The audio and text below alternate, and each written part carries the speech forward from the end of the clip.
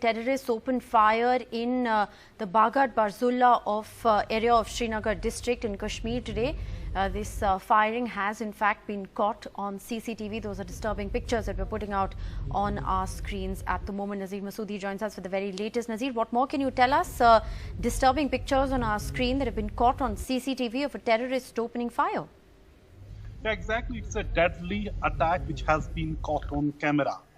And these are defenseless, these policemen who are going to take tea in a tea stall at a place, Baghat Barzulla, which is on Srinagar Airport Road in Srinagar, which is always guarded by the security force. Nearby is a police station, always forces there, and two policemen, they had gone to take tea.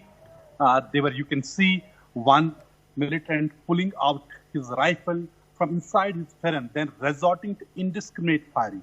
Then civilians they are trying to rush, save their lives, but one important thing is police can identify this man. He can be identified because when he's trying to flee, he can be seen. His face is very much visible in the CCTV footage. So it would not be difficult for the police to identify the attacker. But the fact is, in the heart of Srinagar city, in uptown area, when we see for last 1 week, security was on all-time high because of the yesterday, for 2 days visit of foreign envoys from 24 countries who left Jammu and Kashmir yesterday. They were here for 2 days for this assessment of ground situation post abrogation of 370.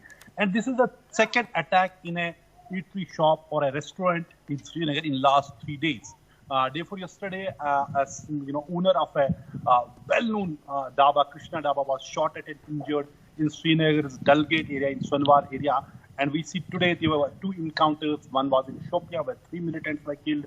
But in another encounter where it looks like their calculation have gone wrong, where one policeman was killed and another was injured. So today 3 policemen were killed, another was injured in 2 separate incidents. There were also another encounter in Shopia as well.